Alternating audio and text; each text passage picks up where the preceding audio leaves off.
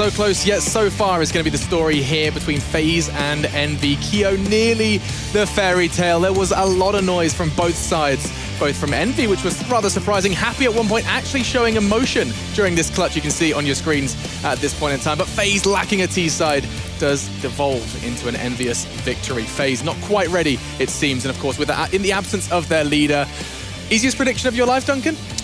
Not easy. I mean, the problem with this game is I kind of did say it's the anti-All-Star game because both teams were in such a slump, both teams playing so terribly that really you're not trying to evaluate them at their best and how that would match up. You're kind of trying to figure out who's going to let you down and in what areas. So it was a good game actually. It was a lot better than I expected. It wasn't just like a total war of attrition. Obviously, Keo looked really good in some of the rounds, but ultimately, I mean, I think if FaZe was going to win it, they had to go a bit more ham on the first game. Like the first half of the game, they were doing pretty well, but then it was like one of those score lines where you feel like you're quite far ahead. No, we can give up the odd round, but by the end of the half, if you'd have got that to like 10 or 11, you'd probably win the game at that point in time. It was 7-2 at one point for them. You know, had a great start. I think 8-2, yeah. Maybe even 8-2. 7-8-2, yeah. 7 or 8-2. But what I have to give props to EnVyUs is they lost that.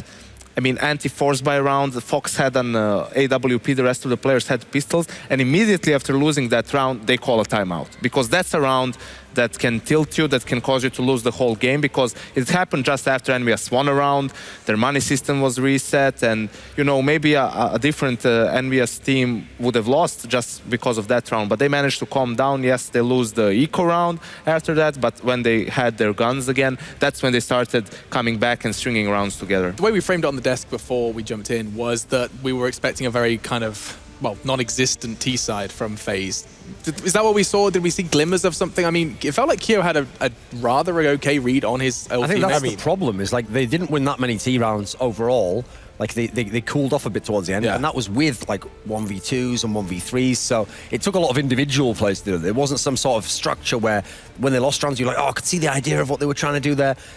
A lot of it was just individual plays. Which leads nicely into the stats, so we may as well look at those. But yeah, let's see which individuals were actually stepping up, and we'll hear from Robin. No, I mean, that is the downside of not having an in-game leader. You can always perform on the CT side, because, yeah, you can just call, oh, you want to push here? Yeah, sure, why not? It's on the T side where it matters. And Kiyoshima obviously won him a bunch of runs there. 2 great clutches. That one-on-one versus Fox, I don't know if it was, I think it was Happy. Yeah, Happy. You know, 1v3 actually for him, that was. Yeah, and I mean, that shouldn't really happen. Fox did get the call, but he's very low. He picked up his pistol, missed that. He just needed to hit one bullet, and he would have won the round. Didn't really happen. I think overall, I think Envy played better. If you look at the beginning of the game where you saw the padding on like Happy just like face palming himself, which is kind of, you know, Happy does that quite a bit. But then for them to go from that and then to just actually just screaming after every round one, I don't think I've ever seen that from Envy. I mean, I wasn't joking. I was saying this in the backstage area. That's why they put up that clip there of Happy like doing that, because it's no joke. Even when he got like the D-glaze, I think he only just like still did that and was just like, when he got like that mad D-glaze against And then next round on freestyle, it's still this. The thing is sometimes Envy are ahead and it still cuts to him and he's still looking like his life's nearly over. It does feel like, I mean, do you see his major video where they highlighted him and he was like, yeah, my name is kind of ironic. I don't show much emotion. And that was the end of it. Like he likes to kind of limit any sort of emotion that is shown. I'm talking to someone similar actually. Yanko, you might have something for us. I heard you've got another treat for us over at the Weatherman stand. So once again, let's take a step back and break things down with Yanko. Yep. So we were talking in the pre-show how Cash is more of an active map, and it requires you to move around. So this is actually the round I was talking about, where FaZe only had 4 pistols and Fox with an op. He gets an initial kill on MBK, who was baited by the smoke because there was a gap in it. But you also see the FaZe players who were stacking A, they react. They push through the squeaky door. And like we can pause here for a second. Like the problem here is now EnVyUs is left in a 3v5. They did go out mid, saw that there was no one mid.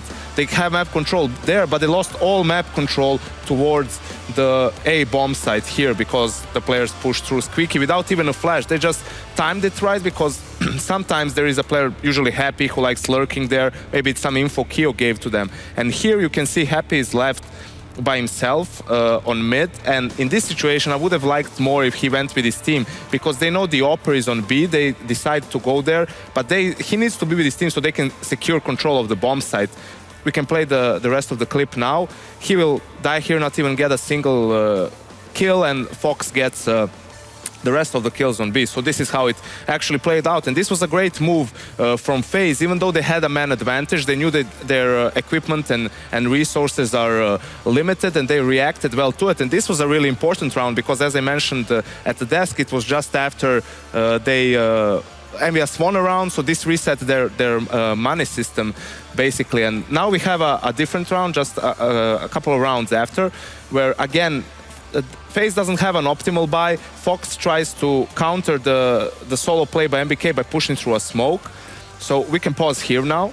So the thing is, now EnVyUs is in a 5v4. Fox did try, because MBK did what GetRight does, smokes this off, Molotovs this area, and tries to get control of checkers. He tried to counter that by pushing through the smoke and trying to get the kill early, maybe catch MBK with a nade.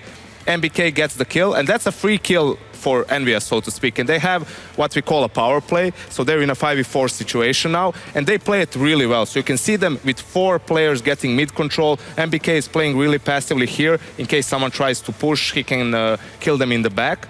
And they are really methodical about this. We can see FaZe, in contrast to the previous round, they're stuck with 2 players on A, 2 players on B, really committed, giving up mid control and just maybe hoping that they're going to go B and that the 2 players can hold. So now we can play the rest of it.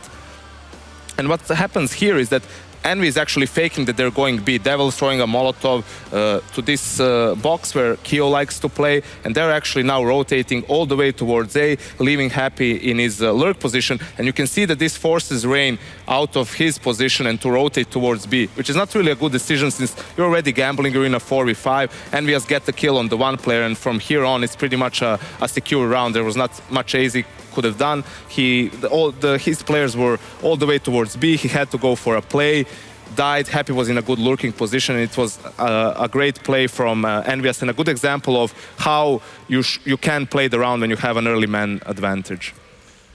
Awesome stuff. Honestly, I am a big fan of these segments. Yeah. Yank, we're going to have to give you like a chair and stuff. You can just stay there forever and keep doing that because that's awesome. Absolutely. I know you guys at TSL are used to chaining me to desks like doing for observing, but this is Hey man, we let you out of your observing cave a long time ago. Only after DreamHack. Only after. That's a lie. We had you on the desk. I don't know the story. See, there's leaders and there's followers. Well, now I'm currently hanging out with the leaders, evidently, whatever you want to say. No, I didn't put any name. But what I do want to talk about... You'll definitely lose your job, Alex, after this. Yeah, I mean, I don't have the luxury of FaFlaren, where I can say wherever I want, unfortunately. And talking of FaFlaren, we haven't heard much from you, dude. I mean, let's have a little talk to you about how this catch went down. That rotation, that the last round that Janko showed there, just comes to show how little communication you actually have on the FaZe team there. Because when you get the call, oh, Molotov in checker, 1 smoke here, that should not lead to a rotation whatsoever. You should just call that, you should call what you see, but people should stay stationed. If Rain wants to back up a little bit, maybe go towards mid and possibly go through vents, that's fine. Don't over-rotate the way that happened. And you see that from a lot of teams that get a little bit flustered, where you see 1 nade or maybe 1 set of grenades from 1 player, and it just causes a massive rotation. And you lose rounds because of it. And Envy, again, they're in a slump, obviously, but they're still a good team. They still know how to play the game, and they have tactics, and you saw there FaZe communication was not up to par. And I do think we have to bring up the kind of absence of an in-game leader entirely for FaZe, right? Like that's a huge reason why things didn't look great for them, is because they didn't have Robin in their ears. I mean, surely when you play without an in-game leader, you've got great aimers. Taking away in-game leader, that is a huge reason why you're not finding success. Yeah, but that's also the problem as well. If the individual players are good enough, you could at least in some way make up for it. Or you could play very, very basic CS, but then you could play off kills, etc. I also feel like they're having a really hard time on FaZe of even figuring out who the carries in this team. Like Jacob looks fantastic sometimes just middling like this, just an average player. Rain sometimes looks like, oh, the way he controls the game so good. He was just chilling out this game as well. So I think their problem actually is, as weird as it sounds, they don't even have the mouse sports problem of like, oh, we've got these really sick players and it's the others we don't know which to change with. They're kind of in the envious situations. Like, who do you even cut from this team? I don't know. It's like Syndrome from Incredibles, right? When everyone's super, no one is. And you just have this situation where we're all supposed to be all-star players. However, we haven't decided who's actually going to be, Mr. Incredible. Okay. I don't watch kids' movies, so. You don't? You should. Inside Out, one of my favorite films. I think I saw a movie, Inside Out. Oh, no, wait a second. Yeah, that wasn't a kids' movie. Edgy enough. I mean, the thing is... That was all right, yeah, just on the edge. That's the problem. You can have the best players in the world, but if you don't know how to utilize them, they are going to hit a ceiling sooner or later. And I think that's the problem with FaZe. Honestly, this game could have gone a lot different if, let's say, Fox won that 1v1 against Happy. You know, it would have been a much closer game. But then again, if Keo didn't win his clutches and so on, it was extremely close. We had a lot of close rounds that could have gone either way. But in the end, EnVyUs were the better team. And with that said, we have finished our final elimination match. So what we should go ahead and do is just remind ourselves of where the groups look. What is the landscape for the coming tournament? We see Group A there. We are going to be seeing Tyloo. It may raise a couple of eyebrows, but we did see double overtime victory, actually, for Tyloo over Liquid. They picked that one up. In Group B, we saw G2. No, we didn't. No, we didn't. Godsend. We saw Godsend pick up the win there. Godsend pick up the win, 16-2. Moving into the next one, we did see, of course, Lounge struggle to get it going. There were very little surprises there. One of the most predictable results so far here at DreamHack Masters Malmö. That was towards Group C. And then the final game, if you did just tune in, you missed, of course, Keo versus his old teammates. Couple of clutches, but nothing too much to write home about, as FaZe are now sent packing alongside the rest. Feel like, which result to you guys in our initial eliminations kind of stands out to you? Obviously not the Godsend G2. Tyloo? Yeah, okay.